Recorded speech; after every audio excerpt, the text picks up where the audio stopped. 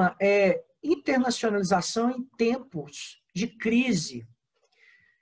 Ontem eu estava fuçando na internet e vi uma frase, uma expressão chamativa de uma grande organização em São Paulo falando sobre a internacionalização. Era mais ou menos assim, que em tempos de crise é preciso buscar alternativas para que as empresas superem as dificuldades e mantenham vivos seus negócios. E falava assim, um dos principais caminhos para isso é a internacionalização, com a busca para novos mercados para os produtos brasileiros. Você fala, que bacana, né? Uma grande entidade dizendo que a crise está aí, que a gente tem que se internacionalizar.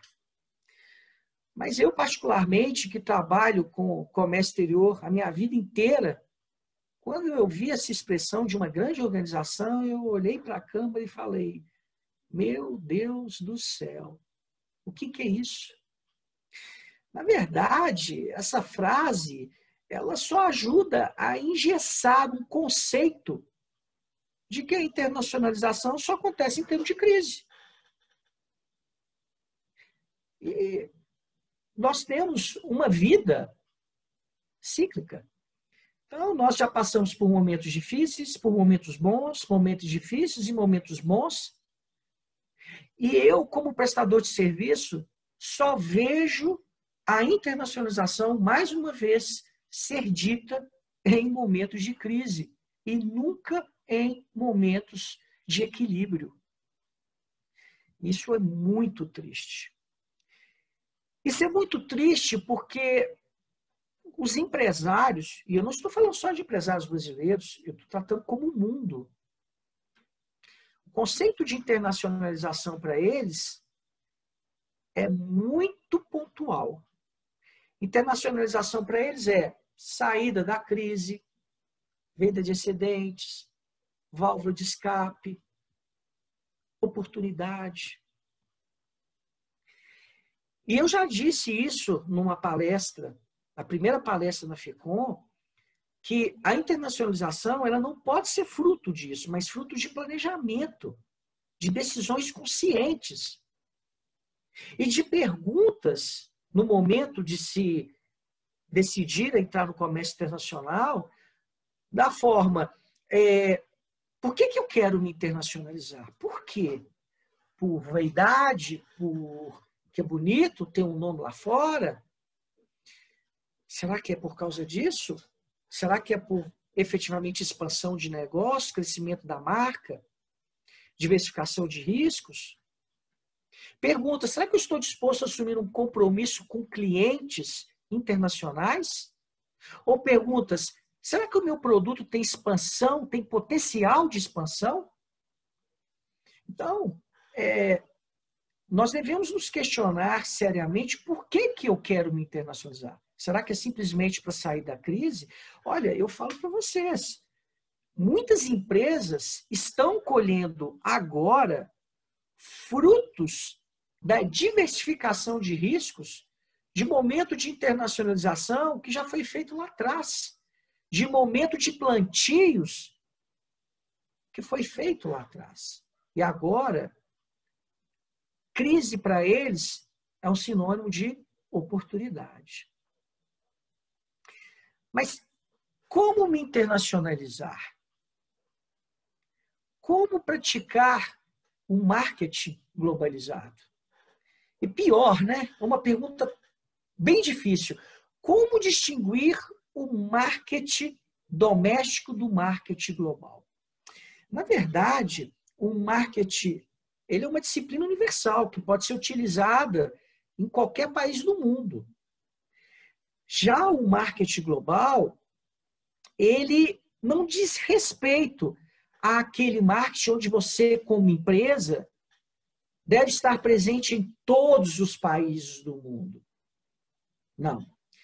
O marketing global, ele diz respeito a você expandir a sua mente, abrir horizontes de negócios de modo a abranger um mundo para perceber este mundo como um grande palco de oportunidades e de riscos. Então, na verdade, o que conta num processo de globalização não é a quantidade de países que você se faz presente, mas a forma que você se faz presente. É como se alguém perguntasse para vocês, olha, eu tenho duas empresas, a empresa A e a empresa B. Qual dessas duas empresas seria mais internacionalizada? Bom, a empresa A, ela exporta para mais de 10 países. A empresa B só exporta para um país. Então, qual é aquela que é mais internacionalizada? Bom, deixa eu ver aqui se no chat alguém se atreve a responder.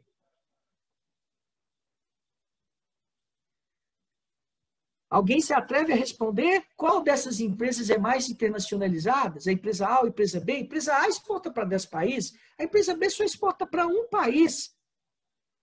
De repente, a resposta, você pode ficar chocada.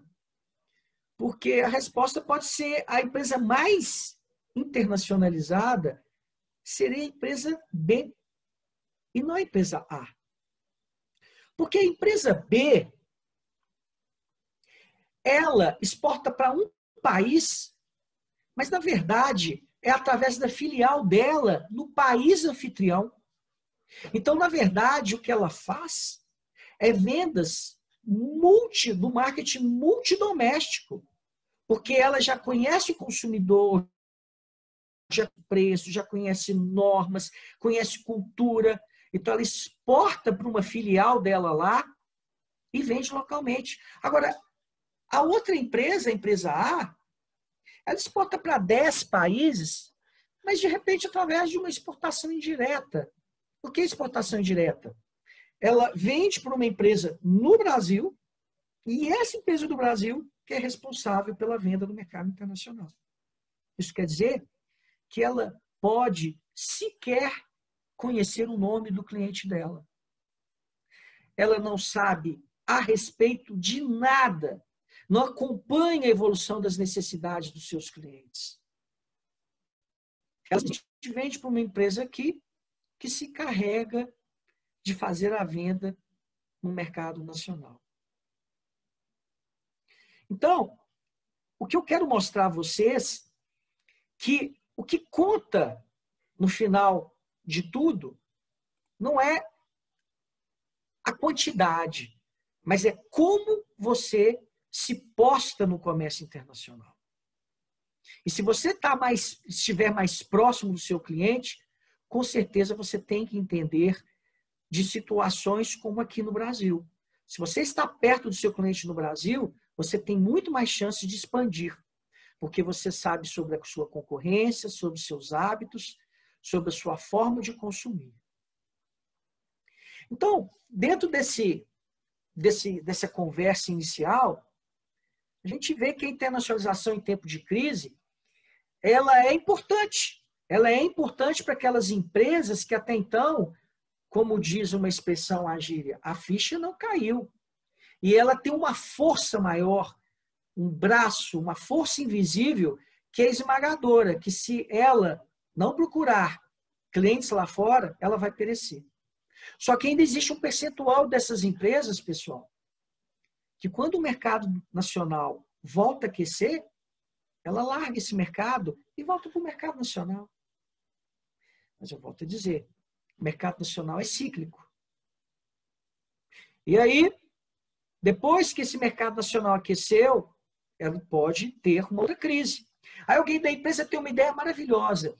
Gente, no passado a gente exportou, vamos procurar aqueles exportadores? Vamos. Toque, toque, toque, toque.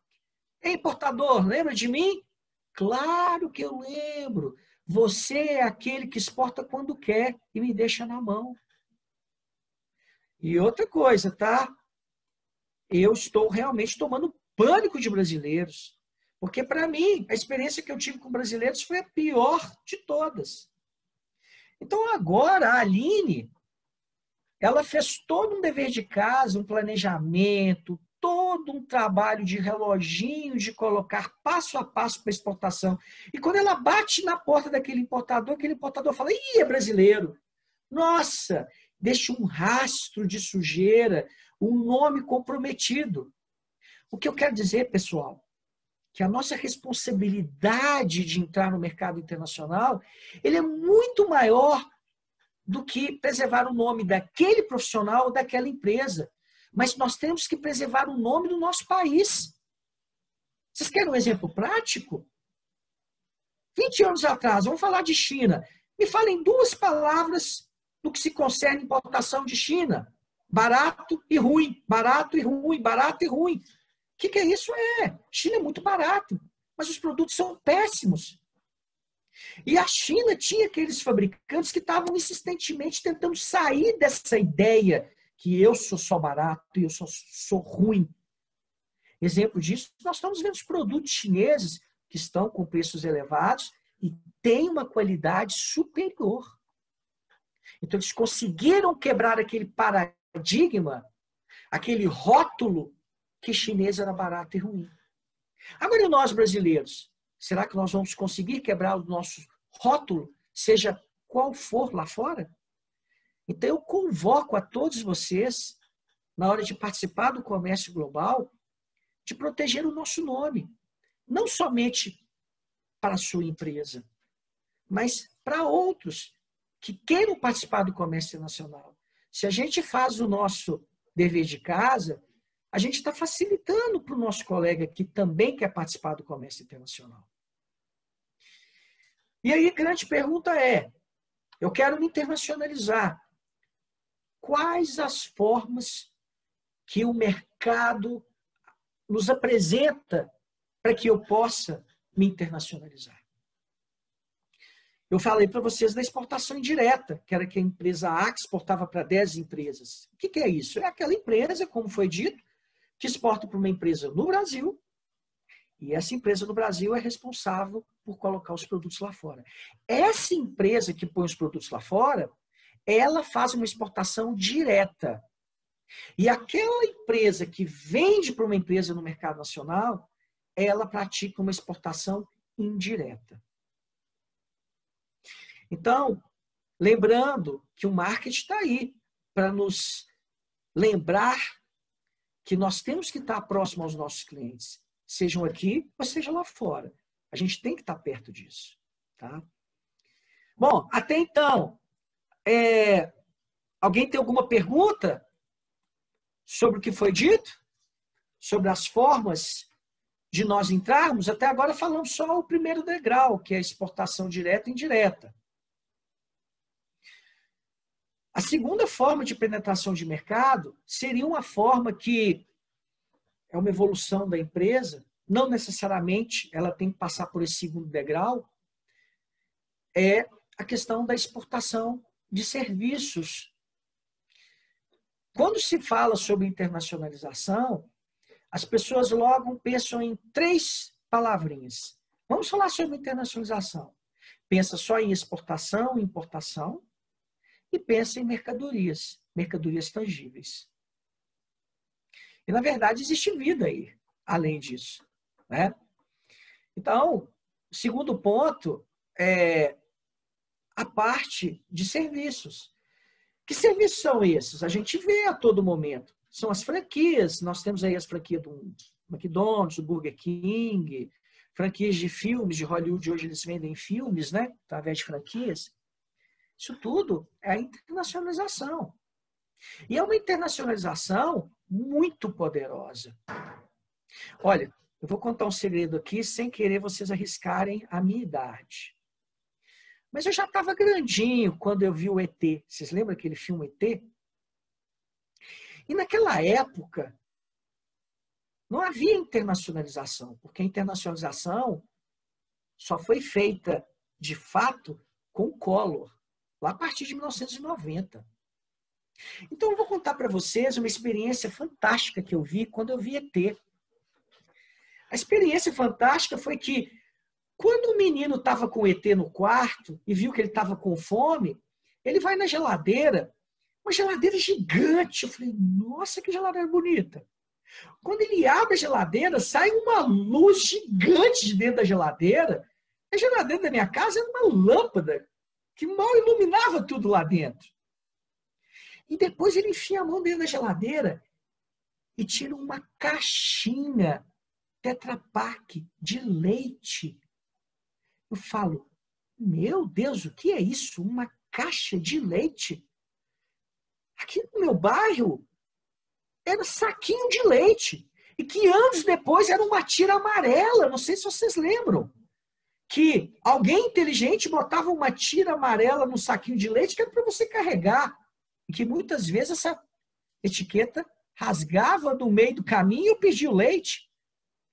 Gente, eu vi uma caixinha linda, bonita, com desenho. E saía aquele leite branquinho. Eu fiquei apaixonado com isso. Mas a minha frustração foi grande quando ele pega aquele leite e despeja em cima de uma travessa cheia de sucrilhos. Sucrilhos de manhã? Cadê meu queijo? Cadê meu pão com manteiga? Cadê meu café? Não, isso nunca vai acontecer. Ainda mais com os mineiros. Cadê meu queijo? Cadê meu café? Cadê meu pão? E hoje, nós temos isso aí de uma forma tão perturbadora que as mães querem tirar isso dos filhos porque vê que não tem sabor nutricional nenhum. E que você está dando exemplo para o seu filho comendo sucrilhos de manhã. Olha o poder da globalização de alterar a cultura de coisas simples. Então eu pergunto a vocês, quando a gente vê um filme, serviços, o que a gente está vendo naquele filme? Alguém está vendendo uma cultura. Alguém está vendendo uma cultura. E foi por causa disso que o Brasil caiu a ficha. E vocês viram como os filmes do Brasil estão se internacionalizando cada vez mais? E cada vez mais os filmes brasileiros estão tomando o corpo lá fora? E aí aparece alguém com uma sandália havaiana, aparece alguém numa cidade do Rio, aparece alguém comendo um açaí, aparece alguém de bermuda. E isso ajuda a promover o turismo. Isso ajuda a promover a cultura do brasileiro. E efetivamente ajuda a promover a exportação dos produtos brasileiros. Então, muitos importadores começam a consumir a cultura, os hábitos e os produtos brasileiros através dos filmes. E isso abre porta. Isso é internacionalização. Então, nós estamos falando aí de serviços, de vender um filme, de franquias, de joint ventures, que são alianças estratégicas. Imagina a TAM, uma Gol da vida, Latam, que hoje você compra um ingresso para ir para Miami. E é a sua primeira viagem internacional. Nossa, eu vou viajar no voo internacional, no avião de uma companhia aérea internacional, minha primeira viagem. E, de repente, o meu ticket, estou dando um exemplo, tá, pessoal? É da American Airlines. E eu vou voar no aparelho da American Airlines. E quando eu estou entrando para ir para o avião, eu estou vendo que estão me encaminhando num corredorzinho que eu estou entrando no voo da Latam. Peraí, para tudo. Escuta, eu estou indo para Miami no voo da América. Que vocês estão me botando no voo da Latam aqui? Meu senhor, isso é uma aliança estratégica chamada de code share. As companhias aéreas, por não terem o seu espaço completo, elas rateiam uma aeronave. Então, duas empresas compartilham a mesma aeronave. Peraí, você está me dizendo que eu estou com o ticket da América e vou voar no voo da TAM? Isso é code share. Meu Deus. Então, nós estamos falando de empresas nacionais com empresas multinacionais, empresas de origem brasileira, empresas de origem N. E sem falar que isso tudo que eu estou dando exemplo ainda é como consumidor, hein? Alguém aí, nesse exato momento, não tem um relógio importado? Um óculos, uma camisa, um tênis, uma meia, um carro? A pergunta é, por que que eu, como consumidor, adoro me internacionalizar? E por que que, como pessoa jurídica, eu não me internacionalizo? Será que é por causa de medo? O que que é? Por quê? Há um tempo atrás, eu dava uma disciplina que chamava Marketing para Dentista. E eu tinha que sensibilizar o dentista que ele tinha uma empresa, e não um consultório, que ele não estava criando uma sala de espera, mas uma recepção. Todos os conceitos de marketing. E aí um dentista chegou para mim e falou assim, ô Público, eu sei que a sua área é comércio exterior, eu já estou importando instrumentais na área da odontologia, e agora estou querendo importar osso humano, que aqui no Brasil é difícil ter, para reconstituição facial. Eu falei para ele, o quê? Você é um dentista, como você atreve a importar? Você está a anos-luz de todos aqui. Ele riu e falou, eu não posso ficar para trás. Então, pessoal, a globalização é para todos, seja para pessoa física, seja para pessoa jurídica, para qualquer profissional. E aí, eu chego na terceira e mais complexa forma de entrar no mercado internacional. Essa forma se chama investimento direto. É nós agora termos uma unidade fabril, um escritório, nem que seja virtual, num país anfitrião. E é aquele escritório que vai ser responsável pela captação local. E aí nós estamos falando de uma frase muito famosa para quem já tem algumas milhas no comércio internacional, que é pensar globalmente e agir localmente. É você estar atinado com o que está acontecendo no mundo e analisar localmente o seu público-alvo, para que você possa ver adaptações necessárias ou não. Até porque muitas empresas acreditam de coração que elas não precisam preocupar com muito sobre comércio internacional. Afinal de contas, o marketing dela é tão eficaz, ela é tão líder de vendas no mercado nacional, que se amanhã ela precisar exportar, ela vai pegar essa estratégia e vai colocar como uma luva naquele país. E aí o marketing global está para nos lembrar que não necessariamente as estratégias de sucesso implantadas em um país são as mesmas no outro país. Pessoal, às vezes para alguns isso pode estar sendo uma coisa muito banal. Para outros, efetivamente está sendo de valia. Mas para aqueles que acham que está sendo banal, eu vou contar uma coisa para vocês. Eu fui professor acadêmico direto. Durante 19 anos eu dei aula continuamente para faculdades, instituição de educação. 19 anos direto. E eu gostava de dar casos de sucesso. Caso de sucesso para mim não é bom, não. Sabe por quê? Toda vez que você vê um caso de sucesso, você lê aquilo, nossa, mas é tão fácil, até eu faria isso. É essa a impressão que eu tenho. Então eu gostava de dar casos de insucesso, para que force a gente a pensar o que nós podemos ter feito.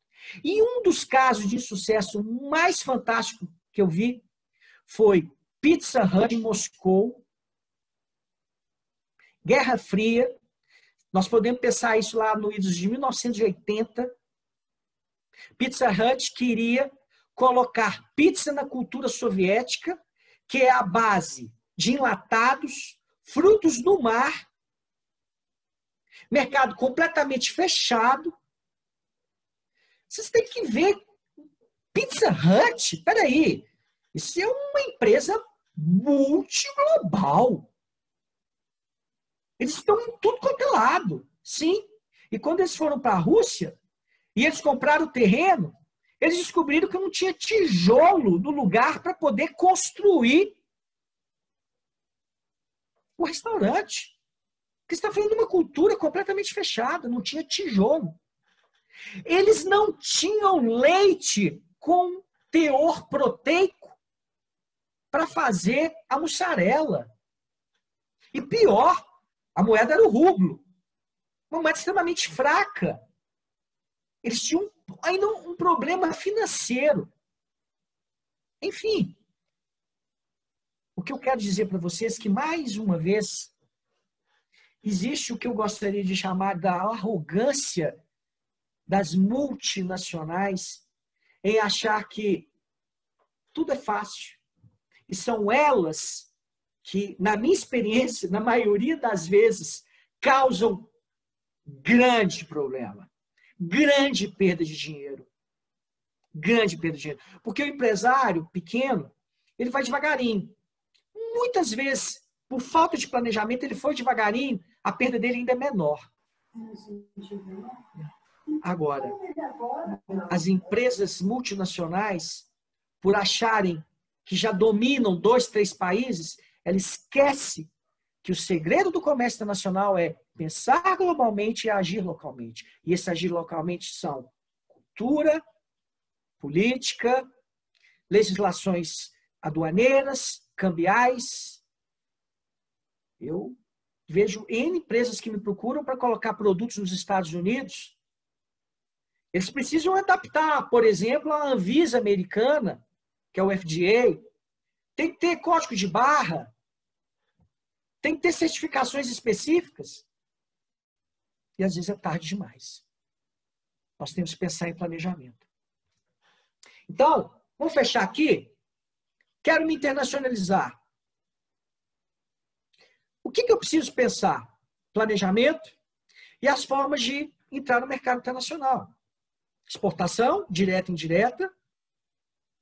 Tenho 2, que é justamente a parte dos serviços. E o terceiro, a instalação de fabricação de uma unidade fabril no destino.